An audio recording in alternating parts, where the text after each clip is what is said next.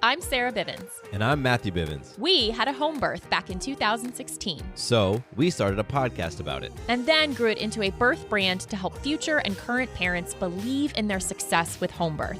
This is the place to hear home birth stories along with helpful resources and tips to feel empowered and supported in your birth journey. This is Doing It at Home. Hey team, welcome back to Doing It at Home. Today's episode is the most common reason for home birth transfers to the hospital and the importance of preparing your mindset with Anne Margolis. Thank you so much for listening. Make sure you hit subscribe on whatever podcast player you are using.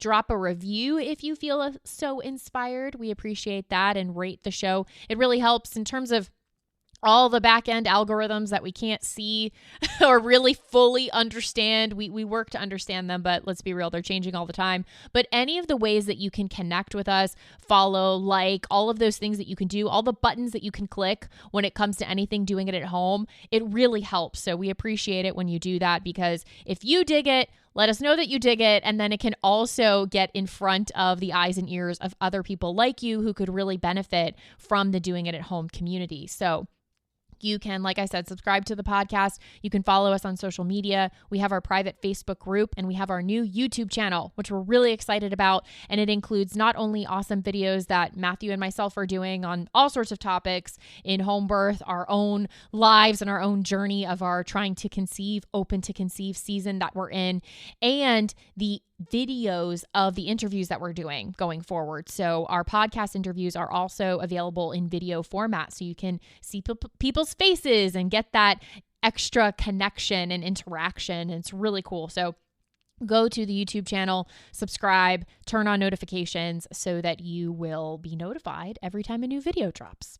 And all the other things, all the other ways to connect, like your Doing It at Home merch, our online resources, our books, our audio playlists, our masterclasses, those are on the show notes as well. So go check that out. Moving on to the topic of today's episode, we have Anne Margolis with us again. Anne is in the house. Anne is a champion of the birth world and a friend of ours. And we've known Anne for a number of years now, back when we first started Doing It at Home. And we've had her on the show a couple of times because she's so brilliant and she's so amazing. And I will include links to our other conversations that we've had with Anne in the show notes so you can check that out. But the main thing we're talking about today is why home births transfer, what the most common reason around that is, particularly in her practice. Anne has a few years and experiences under her belt, including having helped usher in over 1,000 babies into the world. So she has some things to say, and she's seen some stuff. So within her practice, she has the data on everything from transfers to first-time moms and parents and all of that. So from within that, she has seen the patterns. She has seen what comes up and what contributes to that most common reason for home birth transfers. And then we talk about preparation and how important preparation is, particularly for first-time parents, and what those things are that can get you out of the prepared space and kind of mess with the mindset. So we talk about Western culture's approach to birth and how it's pretty counterproductive in terms of preparing for a physiological birth experience. And we talk about how this is particularly helpful for first-time birthers. This conversation is super relevant for anyone having a birth or any fellow birth nerd out there, but I would very much recommend this for those moving into their first birth experience. So, quick word from our sponsor, and then you will hear our conversation with Anne Margolis. Quality time is really important in our house, especially when there are fun and creative activities involved. We recently received the Kiwi Crate from KiwiCo, and it contained an activity focused on robots and coding, and our 5-year-old daughter was so into it. KiwiCo has subscription boxes for all ages, from 0 to 104, containing age-appropriate projects to develop skills while playing and exploring. The Panda Crate, which focuses on ages 0 to 2, supports babies' rapid development with science-backed products that support child-led play. Build a foundation for early learning with the Panda Crate from KiwiCo. Get 50% off your first month plus free shipping at kiwico.com/DIAH. That's half off your first month at kiwico.com/DIAH.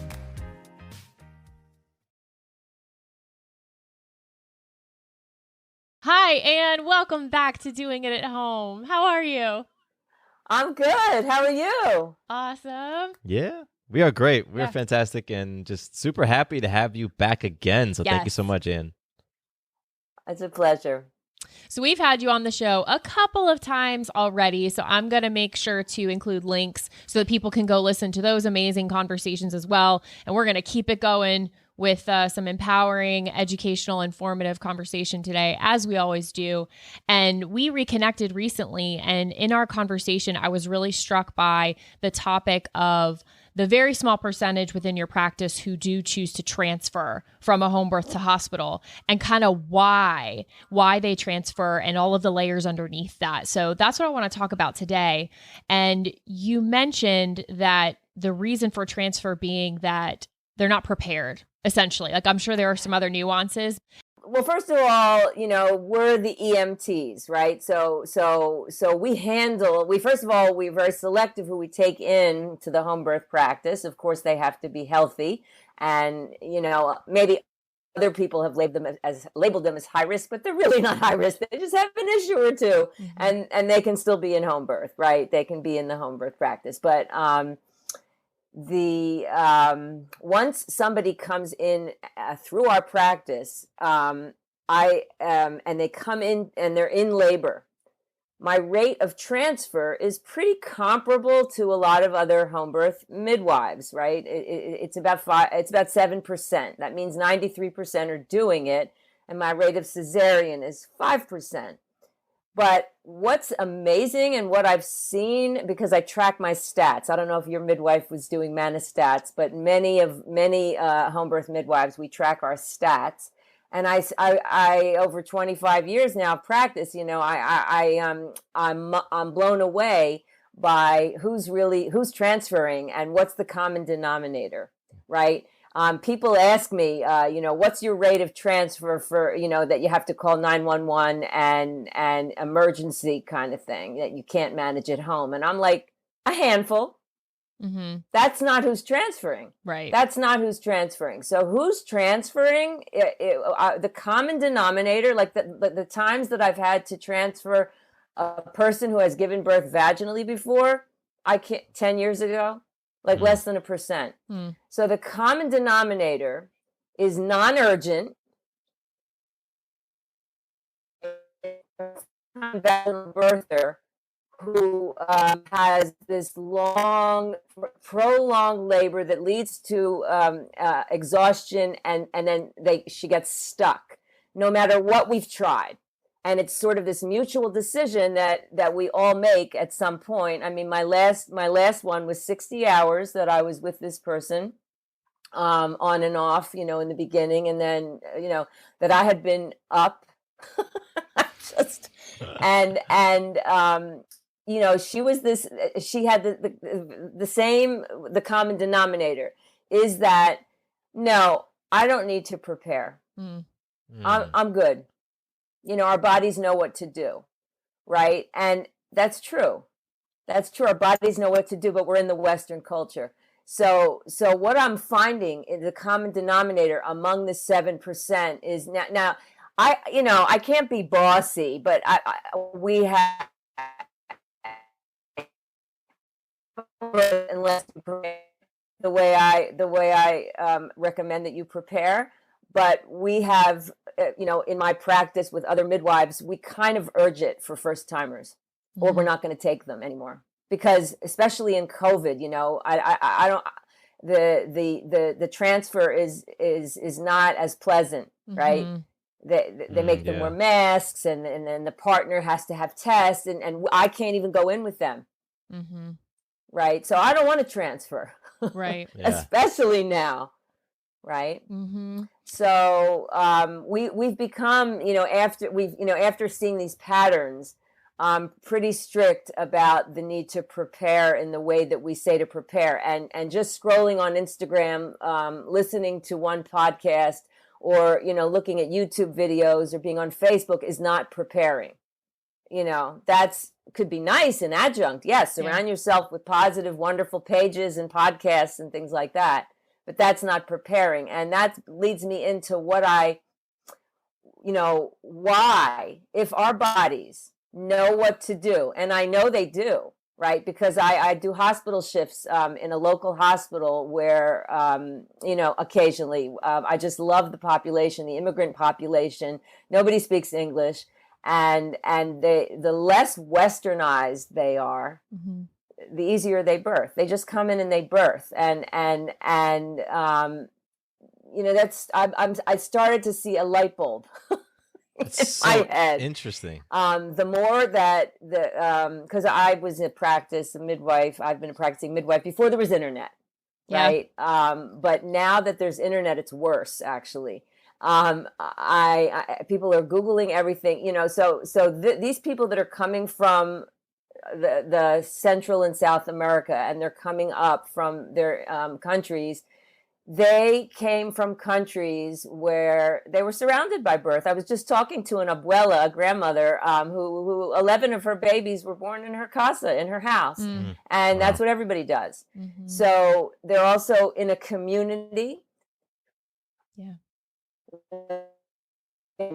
From the elders, the mom and the sister and the mother-in-law and the helping each other, and they're getting their information that way, and they're surrounded by birth. They're used to hardship. Like they're not like I'm talking about. This is a very different culture than I'm going to compare to what's going on in the West. Right? They're not into this numbing of discomfort, numbing of pain. They're used to hardship, and we can do hard things, right? They're not Googling everything, and they're not researching everything. They're just living life, and living life simply, right? There's nothing wrong with living life simply. You need dinner, you go fishing, you pick some avocados, you pick some mangoes, and you put some beans together, whatever. They're much more grounded, in touch with the earth, and they're spiritually connected, right? They're spiritually connected. They know that they're not all in their heads. They're just not all in their heads, like the Western culture. They're not obsessed with technology. I go there every year. I go to a certain place in in Central America. Nobody's on their cell phone. It's just not. Internet is so hard. Like if you need, you go to an internet cafe, but nobody's they're just not addicted to the news and this Googling information. And I think, the technology, I'm grateful for it in some ways, but it comes at a cost. Yeah. It comes at a cost. I don't think they expect perfection like the West does. They don't expect immediate results. They're grounded, they're farming, they're used to things take time. Yeah. Right. And they're more tranquil, like they're just not stressed out. Like I see these things. They don't have a lot of money. They don't have a lot of things, but they just come in the hospital and they birth. So then I'm thinking, okay, my yoga training, why has that helped me so much? Right? That's not from the West. That's from the East. And these families that are coming up from Central and South America, they're not doing yoga. They're not. But they have a different way of being, right? But in yoga, why yoga's helped me so much before I knew about working with the immigrant population is it teaches us not just to connect to spirituality, but to connect to the whole part of who we are and to relax into intensity. Relax into intensity. Doing a really intense yoga stretch. I get them really intense ones when I teach prenatal yoga, but I want them to be able to say, okay, this is just normal muscle stretching, because that's what's happening in labor. Normal muscle stretching. Relax into it. Love it. Right? Now, I have to work with the West much harder. We can't help that we're from the West, but in our culture, we're surrounded by, like the media, unless they're looking at your it's really a culture of stress and fear that's coming from the media, especially related to birth and home birth, right? We're not living in community of everybody having home birth unless they come to my practice and I put them all together, because I introduce everybody. I encourage people to be best friends. People will come to me and say, I don't know anybody having a home birth, and my their family lives all over the country. And they're alone, they're isolated. So I know tons of people having a home birth, and I have pages of people that have given me their names so I can put people together so that they can be in a community. But really, they know nothing about birth. They haven't been born with it. They haven't been raised with it. It's been done in the hospital. And what people hear about in the hospital, unfortunately, is not always a good thing. Yeah. Like I had a mom in my local support. I do these online support groups because I do I was doing support groups for families for years in my practice, but then COVID, so it became more online. Hopefully we'll get also back to the in-person, but I had a woman share to me that her mother told her birth is horrible. Like that's how she grew up. It was the worst day of her life, the most painful experience she ever had. And she went into the hospital, and whatever they did to her, they traumatized her. She came to me. She wanted to get all that education from her mom and her family out of her, and get back to her abuela, her grandmother in Colombia, who had her babies at home, and everybody had birth, like generation after generation. So it was because her mother grew up in the West that she had this horrible fear of birth, and so she took my course, and she joined my network, and we worked together a lot, and she rocked her birth in the hospital. She did have a hospital birth. She had a home birth like experience in the hospital. So that there's so many reasons why we can't help being in the West. Why I want to insist that first-time mamas or first-time vaginal birthers need to prepare. We have to de-Westernize. We have to get out of our heads and into our bodies and the rest of who we are.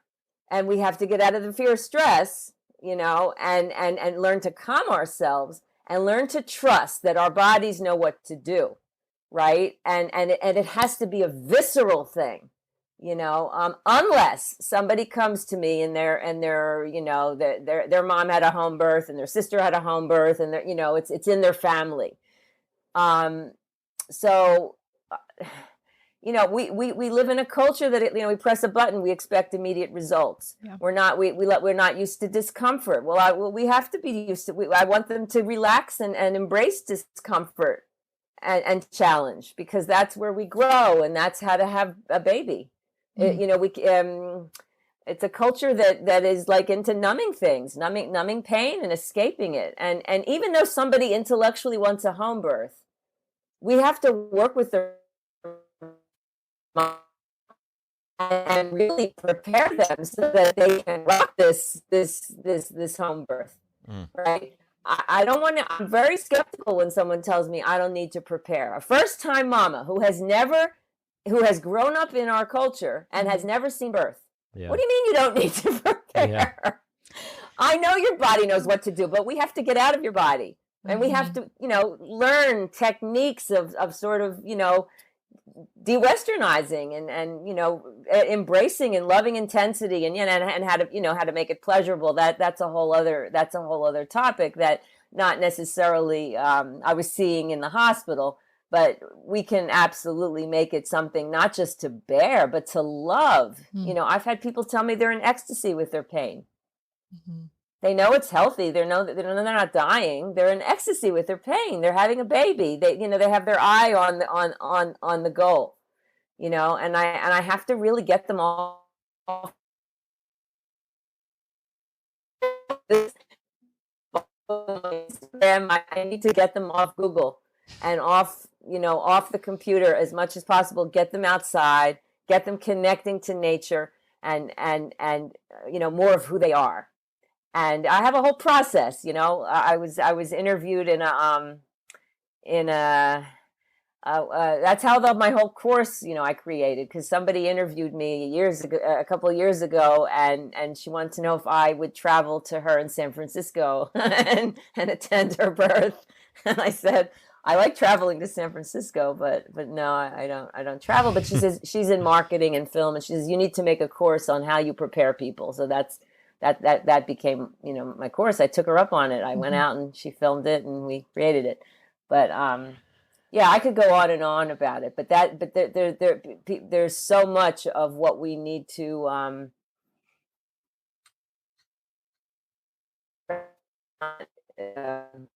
we have to do also, like what we used to get from our communities. Yeah. Throughout history and years ago. I'm just totally fascinated. Yeah, it makes sense. And I'm fascinated by this idea that the Western culture has led to people not being able to tolerate discomfort, not being able to tolerate pain, wanting things instantly, not being able to stick through, the chronic stress or the chronic discomfort. And I get it. I get it. Sarah and I are... And wanting to be in control. Wanting to be in control. Yeah. They want to be in control. And this we cannot control. Yes. Make birth preferences, definitely. And then let go. Yeah. Because this is not in our control. Yeah. Choose your provider wisely, choose your setting wisely, if you want, there's so many, like, if you look at it from a sociological perspective, like that's what helped me when I went into the hospital and was dealing with this population. They're not taking courses. They're just doing it. They're just doing it. Right. Just doing it. And they're surrounded by their family who did it also.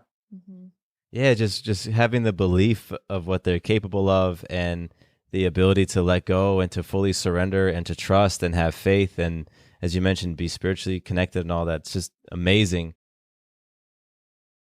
Can you talk to us a little bit about what some of the pillars of preparation that you recommend? Like, for example, you mentioned with the yoga, being able to sit in the discomfort and really find, pleasure and peace in the discomfort. So what are some other pillar type things that you would walk somebody through in terms of the preparation? So yeah, that's like my my course is all about that. So first, just like a big broad overview. An overview. Yeah, I mean, first we have to talk about pregnancy and how to, most of this preparation has to be done in the pregnancy. I get so many people online, they're in a panic. They're 36 weeks and they're freaking out. Well, I can't help them prepare at 36 weeks. Yeah. I can, like in COVID, for example, we got all 15, 20 calls or emails a day about someone who's with a GYN and they're 34 weeks and now they want a home birth. They don't want to go in the hospital because they're afraid of COVID. Yeah. Well, all of because we have a whole group of home birth midwives in New York, all across the state. That's in a group that we call the time, and we put it on our website. We can't help these people. We cannot help everybody. This is This is something. The preparation begins with that relationship with your provider. With some people don't even know what they don't know. So the first thing is I talk about. Let's say, I'm taking things. Pregnancy in the West, so many things that are going to be done to you, or you're going to have to make a decision about. So there's a whole module on that. Like people just think in the West, okay, I'm pregnant. Okay, but they're going to if they're going to go to a provider, they're going to be bombarded with, you want this test, or this, we're going to do this test, we're going to do this test, this vaccination. So I want them to be informed. Part of it is education about that and how to make decisions and how to take charge of your birth in your health, because the way the West is set up is that you go to a provider and you, even home birth a little bit different, but they expect that we're just going to do everything. They don't have to do anything. And it's a collaborative effort between the mom, the family, and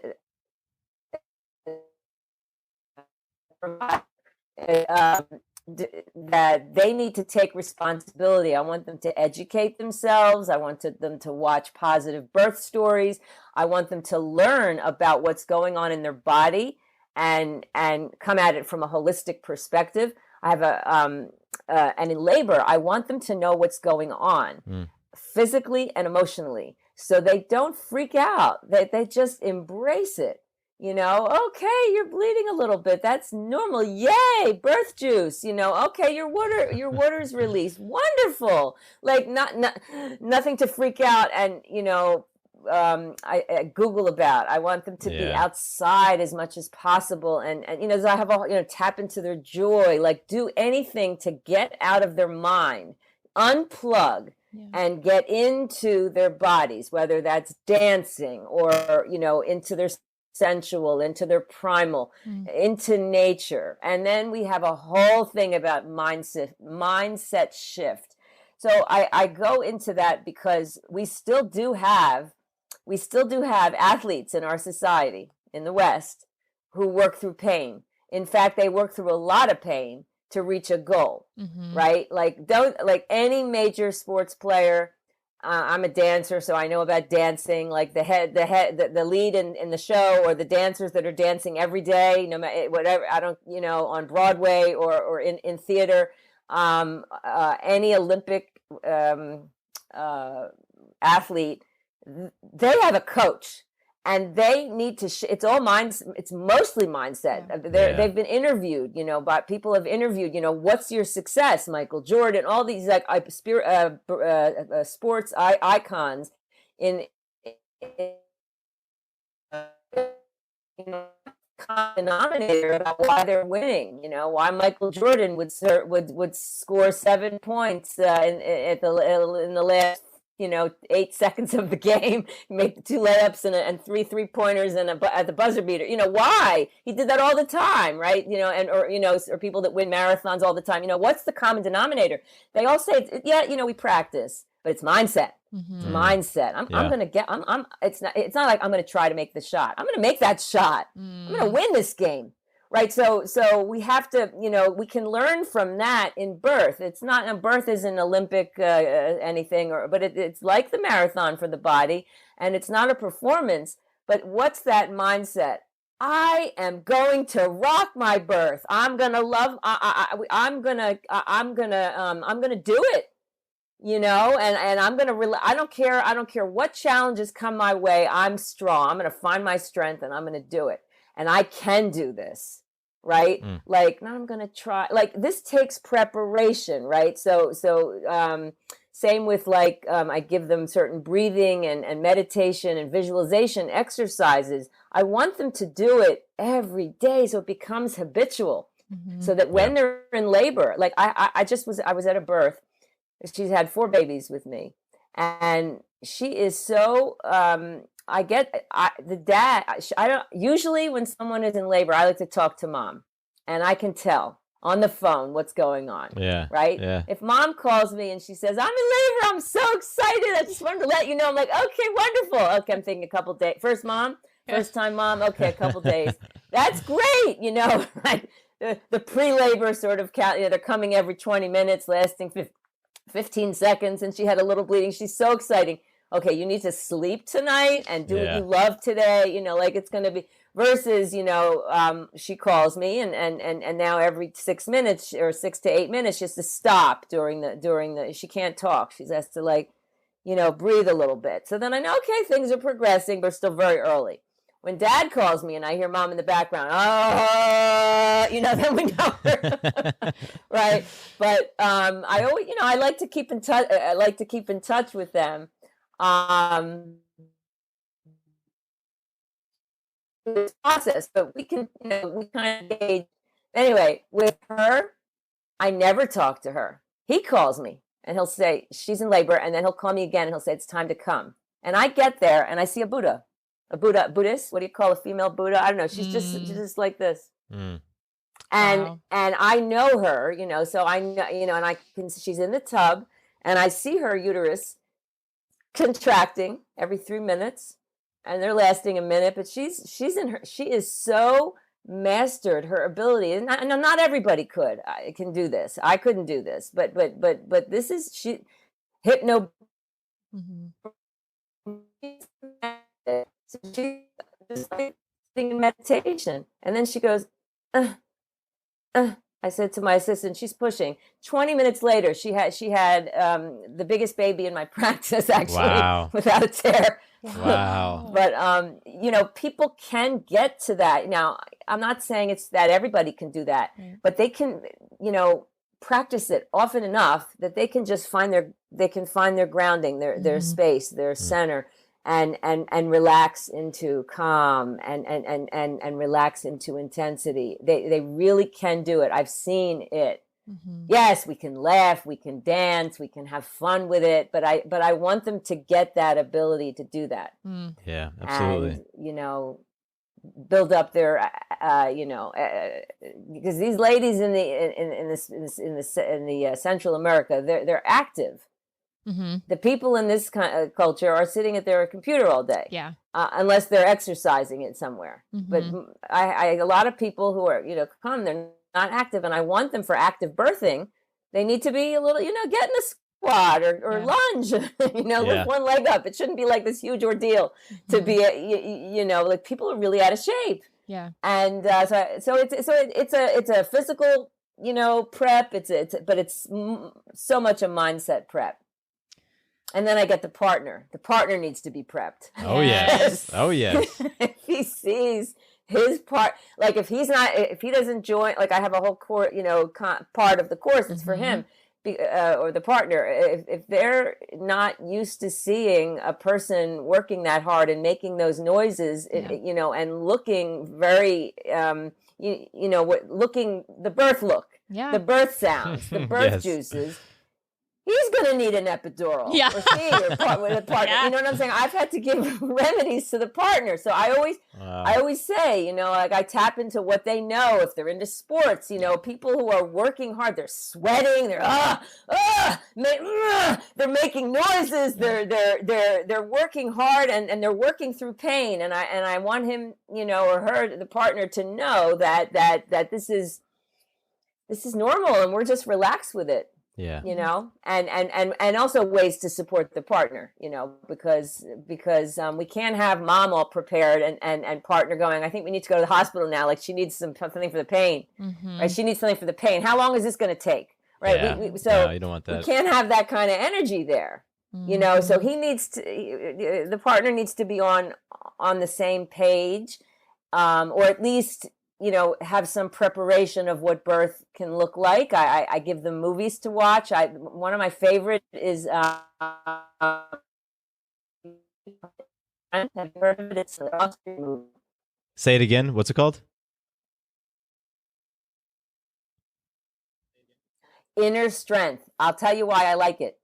Because a lot of birth movies, especially on Instagram, they just show the baby coming out. Well, what about the 27 hours that this first-time mom has been in labor? And, they don't show labor.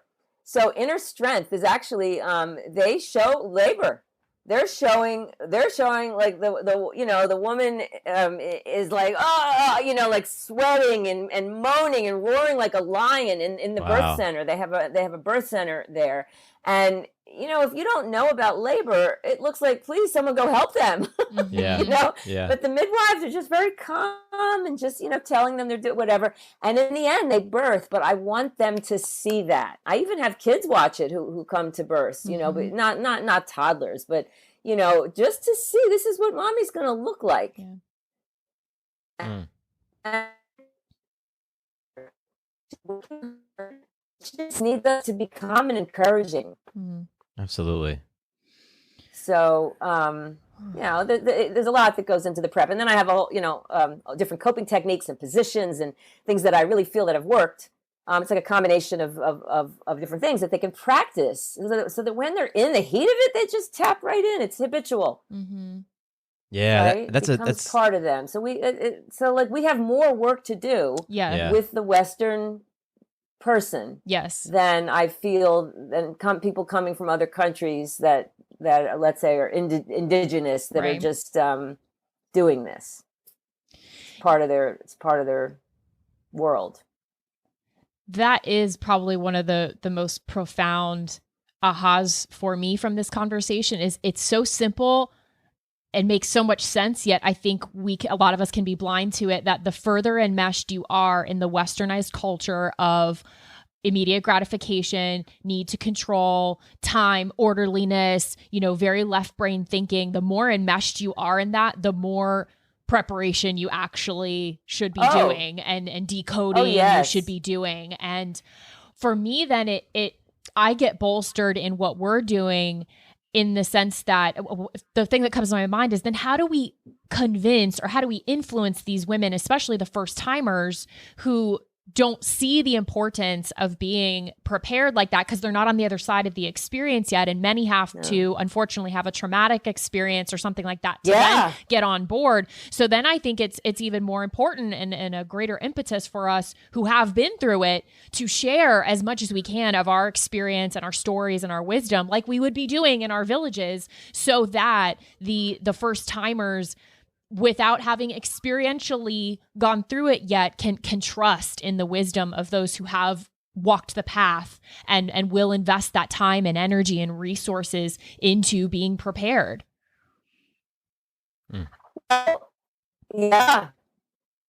In the online community, absolutely. Like, I bet your midwife, I mean, all the most of the licensed midwives that I know, I think they're pretty much insistent on a preparation, of some sort. And if especially, like, I don't know, you guys took a classes or before we did various techniques and hypnobirthing, and something, some coping tools, something, but I need to go deeper than hypnobirthing now.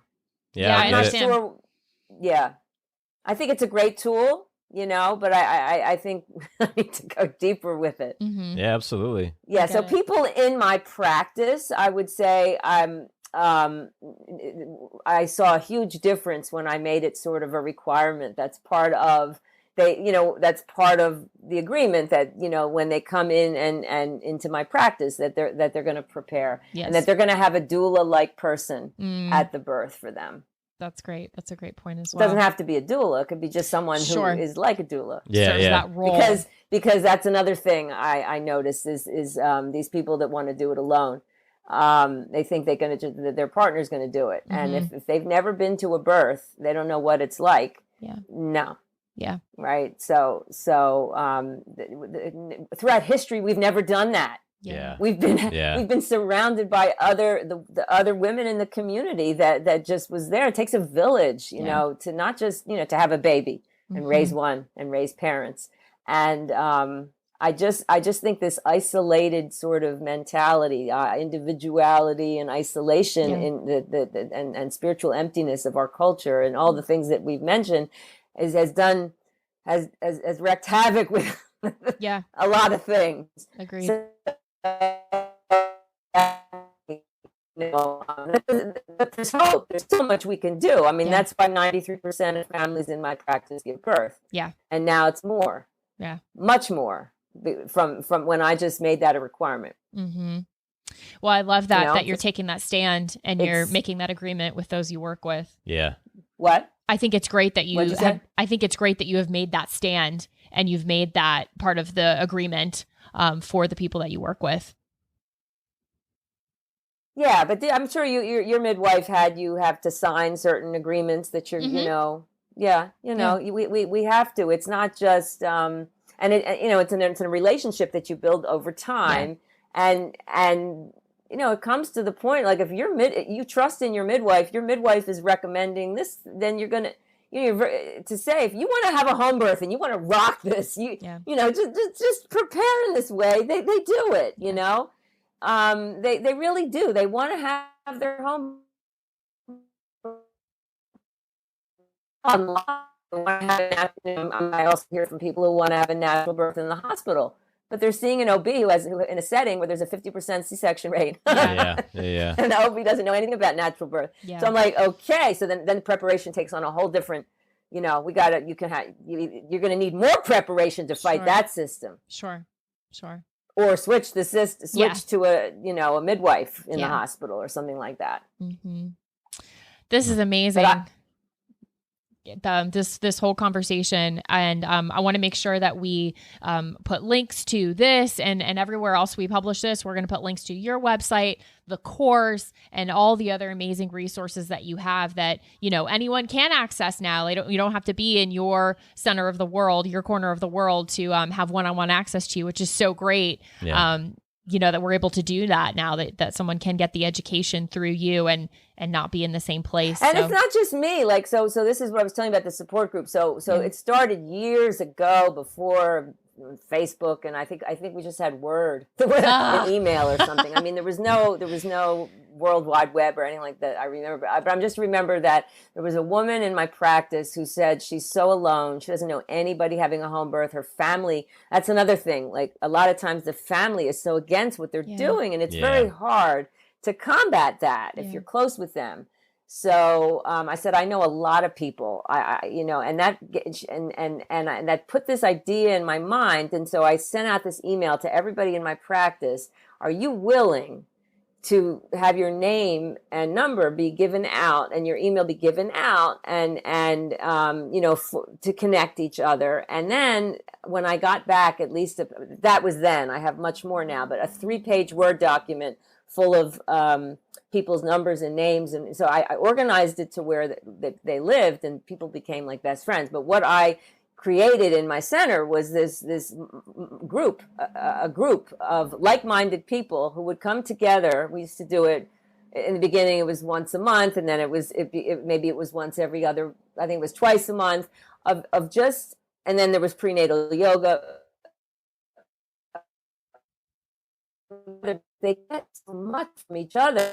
I don't have to talk. But, when moms would just come together, and then we wanted to do one for dads, but people would come together and just share what they're going through, and just hearing each other and how they dealt with their parents that were so against it, and how they dealt with their a partner that was so in fear, and then people loved the group so much they stayed in it after they gave birth, and they wanted to shout from the rooftops what they did. So then the group became really amazing, because people that look just like them from all corners of life did it, right? And they came back and they wanted to serve. So I had this ongoing group for a long time, years, and now it's online. So it's like a support group that meets once a month on my, you can sign up through the website, whatever. But it's just I sit back and I encourage. I mean, I'm leading it, but I'm encouraging them to connect, and some of them really connect and give each other wisdom that help them. Yeah. Because that's what we used to do. We connected to community in real life. So Zoom is almost like, we feel like we're in the same room a little bit. Yeah. Something we can do. Mm-hmm. That's awesome. Cool. Well, all the links and all the ways to connect with you, Anne, will be there when we put all of this out there. Thank you so much for hanging out with us and sharing your wisdom, your experience. Pleasure. Yeah, we really appreciate you. Yes. Thank you, Anne. Keep doing what you're doing.